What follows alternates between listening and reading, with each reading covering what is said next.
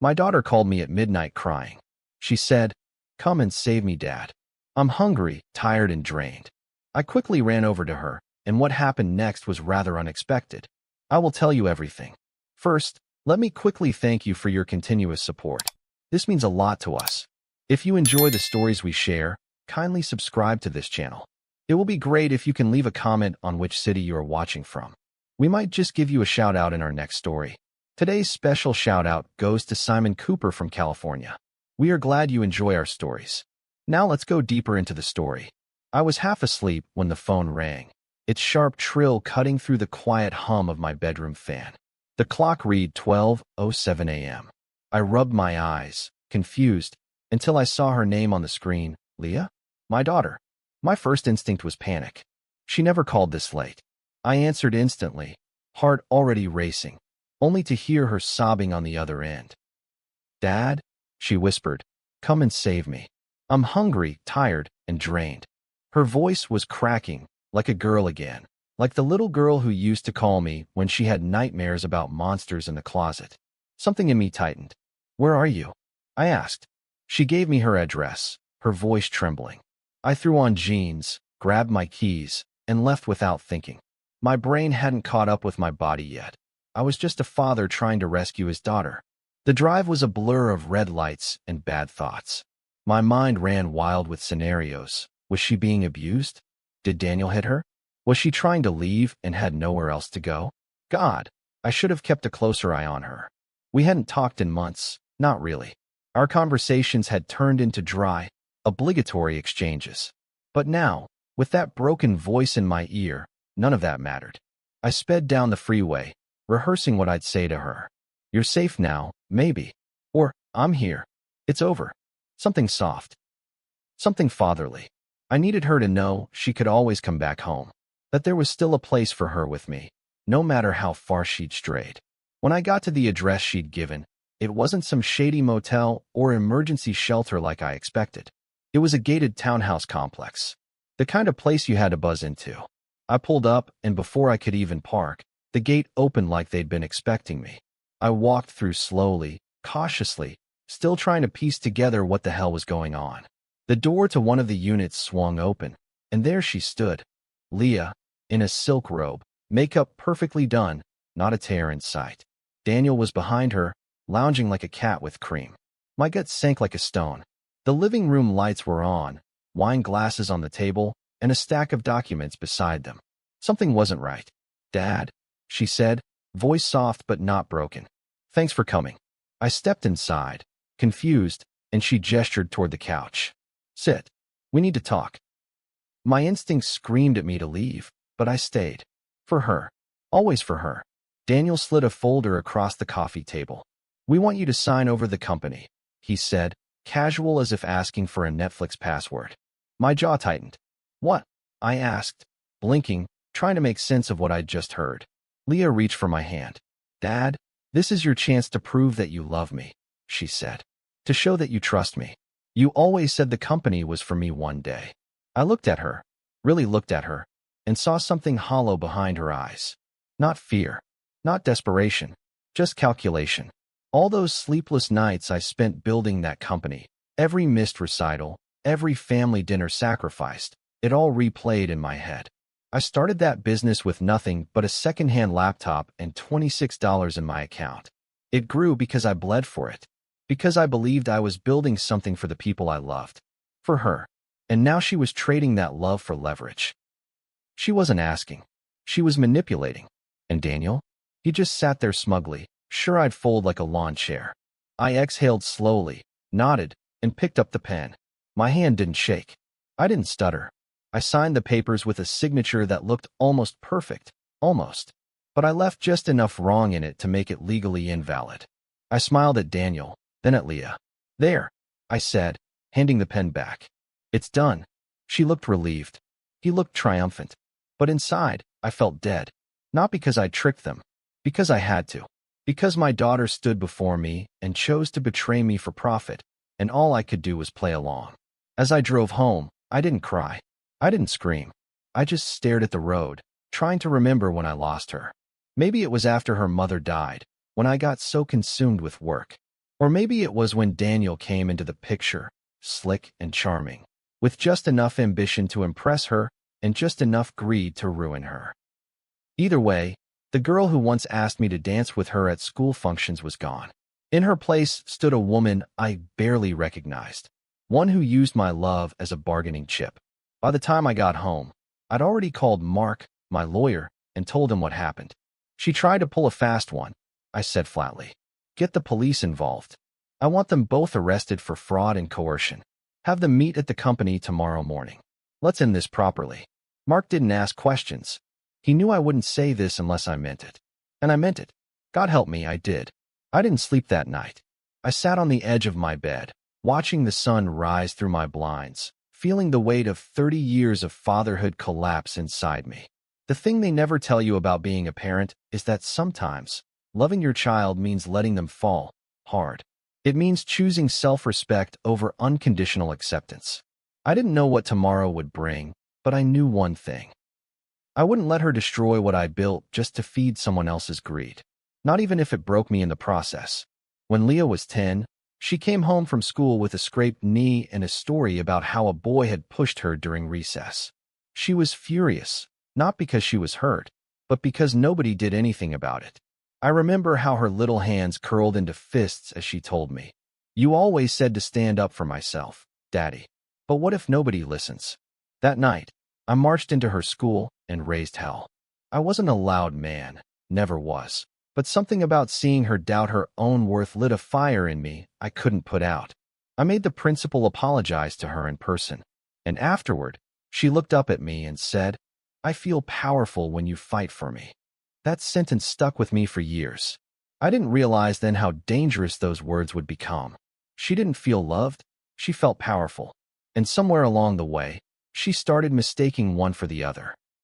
By the time she turned 17, our bond had become a little more fragile. She'd always been bright, but now she was also headstrong in a way that sometimes veered into defiance. She started keeping secrets, small ones at first. Then came the lies. "I was at Lisa's," she'd say, when I knew she wasn't. "It's just a party," she'd insist, when I could smell alcohol on her breath. I chalked it up to adolescence. Every parent goes through this, right? But in my gut, I knew Leah was different. Her rebellions weren't careless, they were calculated. She wasn't looking for freedom. She was testing how far she could push before I pushed back. Still, I gave her everything. Every tutoring session she needed, every late-night drive to her part-time job, every vacation she asked for, just to keep her close. After her mother passed, I made it my mission to overcompensate. If I couldn't give her a two-parent household, I'd give her stability, comfort, and love in overwhelming doses.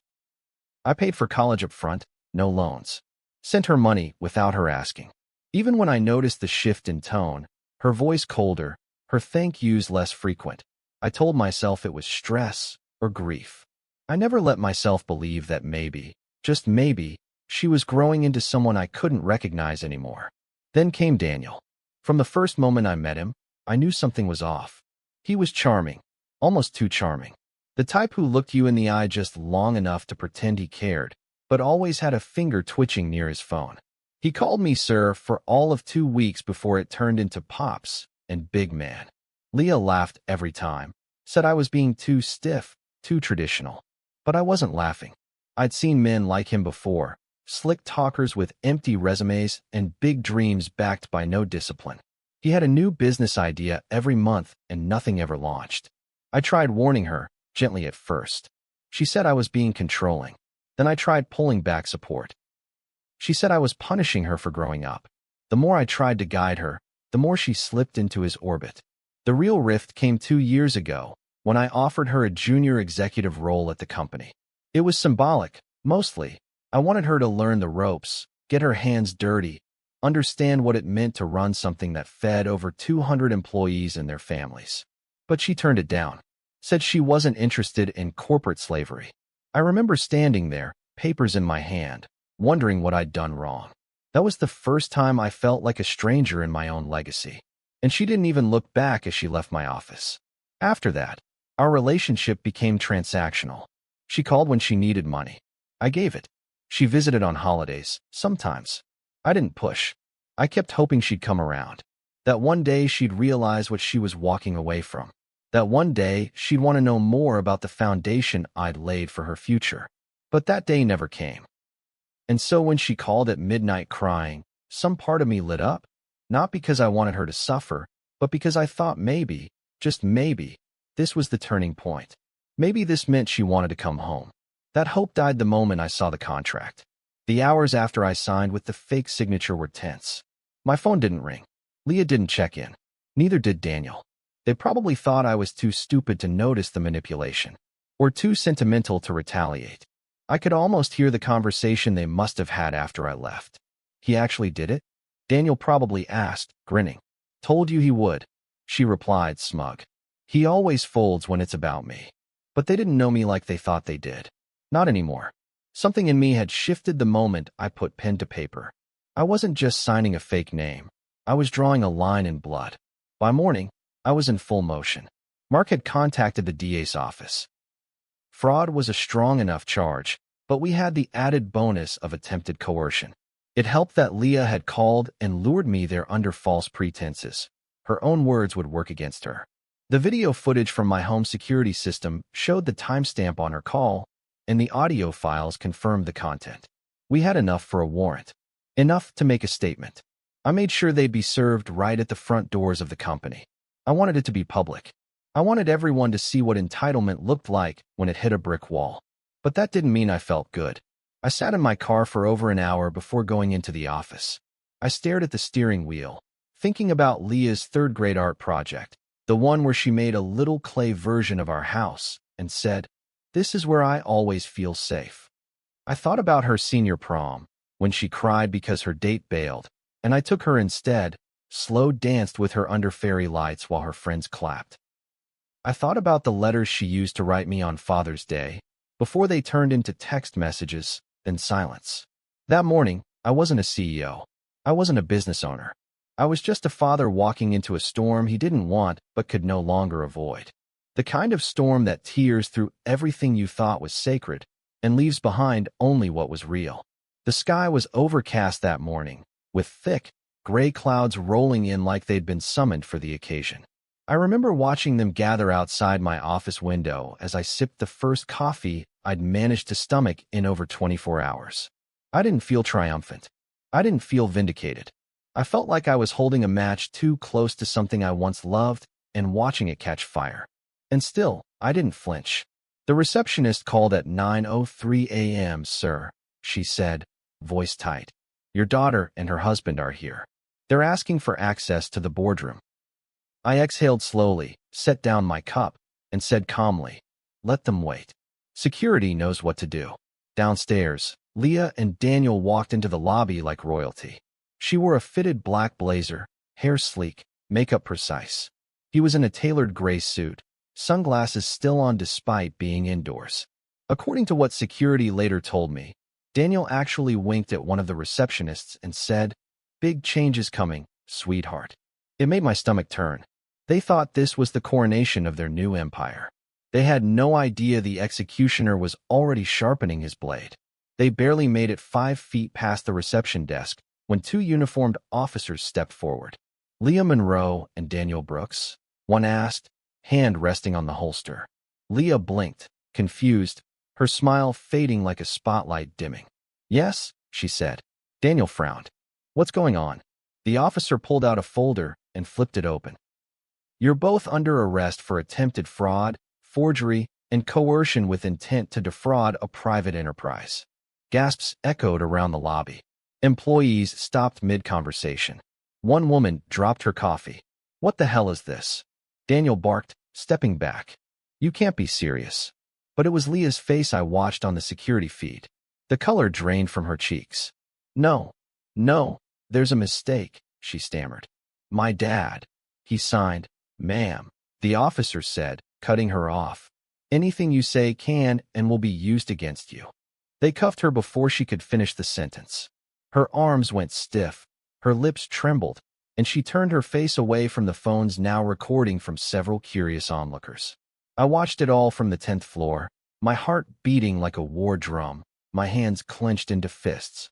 They were escorted out the front doors in full view of staff, interns, and news crews who just happened to be nearby, thanks to a few well-placed anonymous tips. I didn't want revenge. I wanted consequence. I wanted everyone to see that betrayal has a price, even if it comes wearing your daughter's face. And maybe, deep down, I wanted Leah to feel what it was like to be helpless, to understand what it meant to break something you thought would always catch you. Back in my office, I sat alone, surrounded by silence. The chairs still faced the window. The air conditioning hummed, but everything felt different. I should have felt satisfied, but all I could think about was the way Leah used to run into this office as a kid, spinning in my chair, asking to press all the buttons on the landline. She used to leave sticky notes on my desk that read, "I love you, Daddy." I kept one in the drawer. That morning, I pulled it out. It was faded and curled at the edges, but the handwriting was unmistakable. That little girl didn't exist anymore. Maybe she never had. The phones didn't stop ringing. Some calls were from board members wanting to know what the hell just happened. Others were from family members who'd caught wind of the arrest. My sister, Ruth, called around noon. "You really had your daughter arrested?" she asked. "No, hello. No, how are you?" "She's not a criminal, David. She's your child." I took a long breath. "She is a criminal, Ruth. She tried to steal my company. She lured me under false pretenses and pushed a fraudulent contract. I'm not making this up." Ruth sighed. "You always did love that business more than your family." That hit me harder than I expected. After I hung up, I sat in silence. Was that true? Had I prioritized the company over my daughter? Or had I simply confused providing for her with parenting her? Maybe the real failure wasn't letting her go, but letting her believe she could act without consequence. I spent decades shielding her from pain, from disappointment, from the sting of failure. I thought I was protecting her. But maybe I was just delaying her reckoning. And now it had arrived with the force of handcuffs and court dates. Later that evening, I got the call I'd been expecting. From jail. Leah's voice came through the line, small and desperate. "Dad," she said, "please, that wasn't what you think. Daniel told me it was just symbolic. That you'd be okay with it." I didn't know he was actually going to. I hung up before she could finish. I knew that voice too well. It was the same voice she used when she got caught lying in high school. When she crashed my car and said, "I didn't mean to." Always a reason. Always a scapegoat. Always someone else's fault. I blocked the number after that. Not out of cruelty. Out of necessity. If I didn't, I'd start to question myself. I'd start to think about her smile, her laugh, the little girl who used to climb into bed with me when thunder scared her. And I couldn't afford that. Not now. Not after everything. She'd made her decision. And so had I. That night, as I sat on my back porch sipping a glass of whiskey, the silence finally settled around me like a familiar coat. I looked up at the sky, still cloudy, still undecided, and realized something painful but freeing. I didn't fail as a father because I loved her. I failed because I kept loving her even when she stopped loving me the same way. And that kind of love, that blind, desperate love, it's the kind that gets you ruined. I wasn't going to let it ruin me anymore. The silence that followed wasn't peaceful. It was heavy, unnatural, like the stillness in a room after someone has slammed the door and left. For 3 days, the phones at the house stayed quiet. No calls from Leah. No texts. No lawyers. The only sound was the soft buzz of the refrigerator and the occasional creak of the floorboards under my pacing. I hadn't realized how loud a home could feel when it was filled with regret instead of voices. I went from checking the front door every hour to avoiding it altogether. Part of me kept expecting to hear her footsteps on the porch. The rest of me prayed I wouldn't. But the world didn't let me hide for long. Word of the arrest spread like gasoline on fire. It started with whispers in the boardroom, then jumped to the neighborhood, then landed on the local news cycle with a headline so absurd I had to reread it 3 times. CEO has daughter arrested in corporate betrayal scheme. The comments were brutal. People who didn't know me called me heartless. Others labeled Leah a spoiled brat. One forum called it the juiciest suburban scandal of the year. But none of that mattered. What mattered were the people who did know us. Family, old friends, neighbors. They started showing their faces again, and not in the way I wanted. My cousin Joel came by the house unannounced.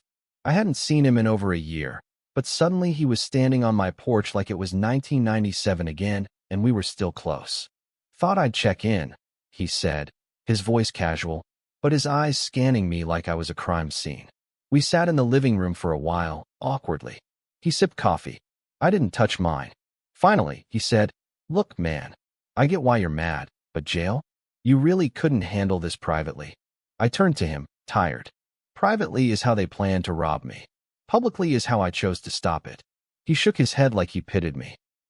That pissed me off more than if he'd just called me a bastard to my face. The judgment kept coming.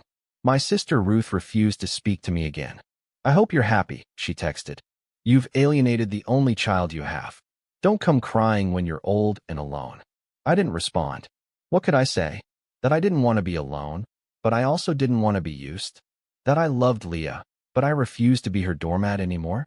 That choosing myself, for once, felt like betrayal too. No one wanted to hear the complicated truth. They just wanted a simple villain. And that villain, apparently, was me. Even people at work changed. The hallway conversation stopped when I walked by. Some employees avoided eye contact, whispering about family business and dirty laundry. I didn't blame them. It's not every day you see your boss arrest his own blood. But what hurt most was the disappointment in people I once mentored. People who looked up to me not just as a leader, but as a man. I caught my head of HR, Camille, looking at me like I was a stranger. When I asked her to close the door during a meeting, she flinched, as if she thought I'd snap next. I started avoiding my office. I worked from home, buried in reports and contracts, anything to keep my mind from drifting. But it always drifted back to her. Leah's face the night I carried her home from her first broken heart. Her shriek of joy when I surprised her with a puppy for her 9th birthday. The way she used to draw hearts around my name in her notebooks. And now, those same hands that once reached for mine in fear had tried to strip me of everything I built. The betrayal wasn't just legal. It was spiritual. I got another letter from her during the second week. This time, it was handwritten, 2 pages, folded neatly, addressed simply as Dad. I didn't open it right away. I let it sit on the kitchen table for 3 days, taunting me every time I walked by. On the 4th morning, after a restless night, I finally read it. It was a mess of contradictions. She apologized, then blamed Daniel. Claimed she didn't know what she was signing. Said she missed me. Said she still hoped we could talk. Said prison wasn't what she expected. That she was scared. That she needed me.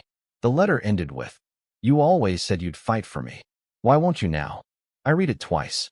Then I put it back in the envelope and tucked it into a drawer I never opened. I didn't respond.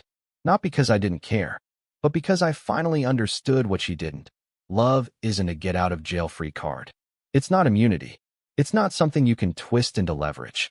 And I wasn't going to be the kind of father who teaches his child that they can do anything, even betray you, and still be rewarded with comfort. A few days later, Greg, my oldest friend, came over with beer and a heavy silence. We sat on the back porch like we used to, watching the wind move through the trees. He didn't say much, just cracked a bottle, handed it to me, and said, "You know this doesn't make you a monster, right?" I didn't answer. "She needed to learn," he added. "Actions have consequences. You did what she made you do." I wanted to believe him. God, I did. But all I could think about was the way she used to fall asleep in my lap during movie nights. The way she'd grip my pinky finger instead of my hand. "I'm not sure I taught her the right things," I said finally. Greg stared at the grass. "Maybe not," he said. "But at least now you're not teaching her the wrong ones." Silence isn't empty. It has a sound all its own. It hums, it hisses, it folds in around you until your own breathing becomes the loudest thing in the room. That's what the house became after the letter, the one I didn't answer. Just me, my thoughts, and the echo of a daughter who used to fill every corner of this place with her voice. It had been weeks since the arrest, and the public noise had started to die down, but the private storm inside me hadn't eased. Every day, I opened my eyes expecting to feel lighter, but instead, the weight only redistributed itself, settling in my shoulders, tightening behind my eyes, pressing against my ribs whenever I passed a photo of her on the mantel. By the 3rd week, another letter arrived. The handwriting on the envelope was unmistakable, tight, slanted, panicked. I didn't open it. I placed it directly into the drawer with the first one, a quiet act of rebellion against the part of me that still wanted to forgive her. Because that part was still alive, wounded, bleeding, but alive. It would have been easy to pretend it didn't exist, to tell myself I was over her betrayal. But every time I closed my eyes, I saw her at 5 years old, holding my hand in a grocery store, asking if I thought unicorns were real. I saw her dancing barefoot in the backyard during spring rain, laughing like joy was something you could catch if you were quick enough. I remembered those moments like someone mourning a person who hadn't died, but was never coming back. The letters kept coming, once a week, sometimes twice. She wrote about jail, about the noise, the routine, the meals, how Daniel was in a different wing and she hadn't spoken to him since the arraignment. She said she didn't miss him, that she saw now how he'd used her, manipulated her, that maybe she was weak, that maybe I was right. The apologies were always buried in the middle paragraphs, never at the start, never at the end, as if she couldn't quite bring herself to lead with guilt or close with humility. She wanted me to feel sorry for her, but not too sorry. She still had pride. Still believed a piece of me was soft enough to crack. And I was. God help me, I was. But every time I started to write her back, something stopped me. It wasn't anger anymore. It was something colder, something more final. I'd pull out a notepad, stare at the blank page, and hear her voice from that night. This is your chance to prove you love me. That phrase looped like a broken record. It wasn't a request. It was a command wrapped in guilt. And it wasn't the first time she'd done that. When she was in high school and wanted to go to that summer camp in Europe, she cried and said, if Mom were alive, she'd let me. When she flunked her biology final in college, she blamed me for not paying for a tutor. It was always a script. If something went wrong, it was someone else's fault. And I kept letting her off the hook, thinking I was being a good father. But I wasn't teaching her to be accountable. I was teaching her that love erases all sins. One night, I sat outside with a letter in my hand, already torn open before I realized what I'd done. The words were frantic, more desperate than before. She talked about the cold, about a fight in the cafeteria she'd witnessed, about a girl in her cell who tried to take her own life. She wrote that she was scared, that she felt alone, that she missed me in ways she didn't know how to say. Please, Dad, it ended. Please just write back. Even if it's just to say you hate me. I held that letter against my chest, felt the paper tremble with my heartbeat. I wanted to cry, but the tears wouldn't come. They'd dried up weeks ago, maybe even years ago. Instead, I wrote her a letter. I sat down and poured every thought onto that page. Pages, actually. I told her everything. That I loved her. That I hated what she did. That I didn't know how to look at her without seeing a stranger. That I blamed myself for coddling her, for protecting her from consequences. That I wasn't angry anymore, just tired. That I wanted peace, but didn't know if it could ever include her again. And at the end, I signed it simply Dad. I stared at the envelope for a long time. Then I tore it in half and dropped it into the fireplace. I watched the flames take it like they'd been waiting.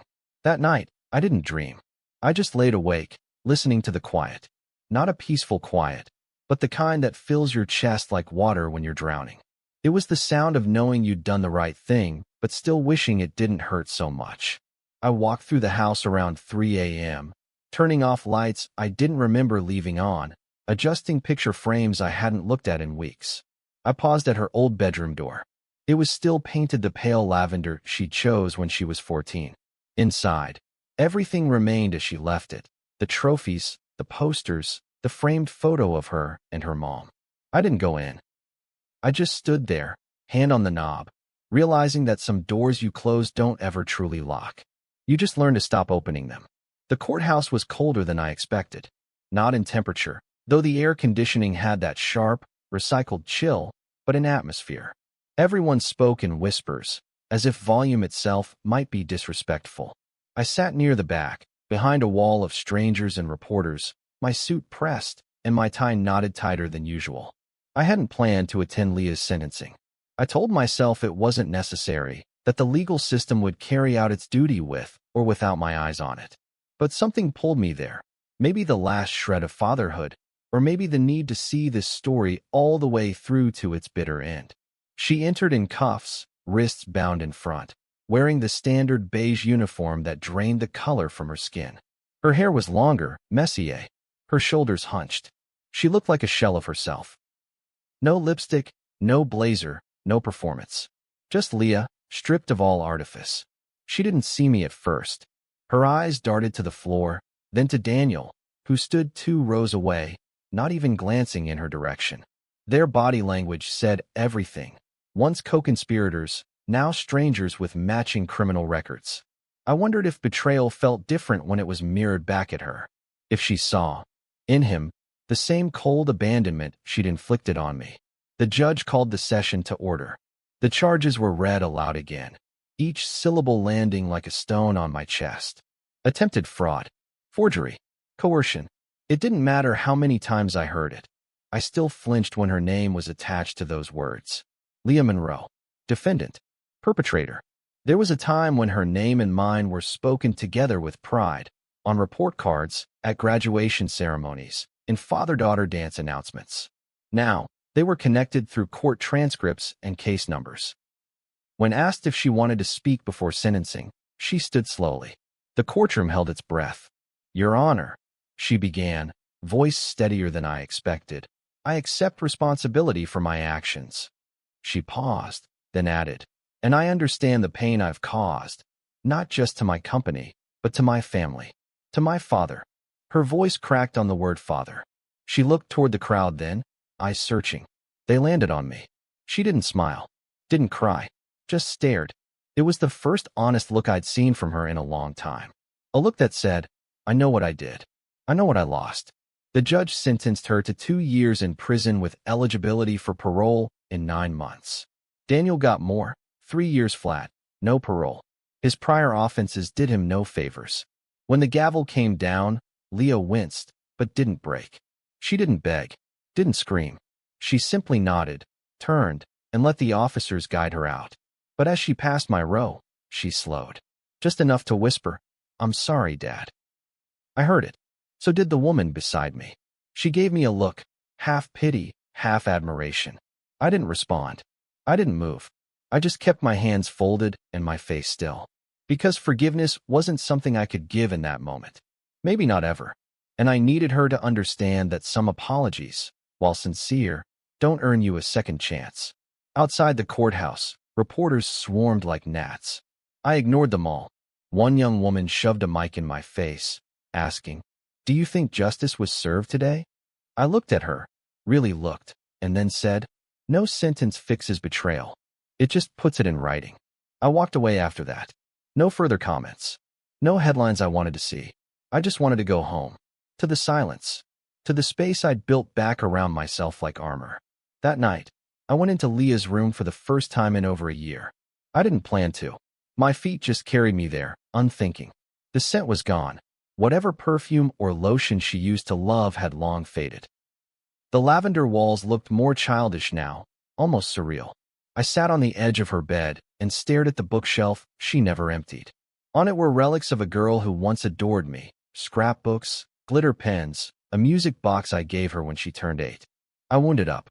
The tune played slow and broken, but it played. I closed my eyes and let it drift into the corners of the room like a memory made audible. I thought about the letter I'd burned, about the versions of Leah I kept locked in my head, the joyful one, the rebellious one, the deceitful one. And I realized something that stopped me cold. I was grieving someone who hadn't died, someone who could still change, but someone I couldn't let back in. Because love without boundaries is just self-destruction wrapped in sentimentality. Because proving you love someone doesn't mean saying yes. It means knowing when no is the only honest answer left. A few days later, I got a final letter from her. It was short. No excuses. No requests. Just a single line. "I understand now. I won't write again unless you ask me to." And for the first time, I felt a sliver of peace. Not forgiveness. Not reconciliation. But acknowledgement. Maybe that was enough. Maybe that's all there ever was between us now. Life didn't go back to normal. It moved forward in a crooked line, with gaps where love used to live. But I learned to breathe in those gaps, to find comfort in my solitude. I stopped apologizing to myself for holding the line. I stopped wishing she'd knock on the door. I just lived. one day at a time, one truth at a time. And that's what this story really is. Not revenge, not triumph, but a truth I had to face head on. Loving someone doesn't mean letting them destroy you. Sometimes, love looks like silence, like a locked door, like walking away when every part of you wants to run back. And sometimes, that's the most honest version of love there is. If you've ever had to walk away from someone you love because staying meant losing yourself, this story is for you. Tell us in the comments. Can betrayal ever be forgiven, or are some lessons meant to leave scars? Don't forget to subscribe for more real-life stories that dig deep into the heart of family, boundaries, and self-preservation. See you soon in the next story.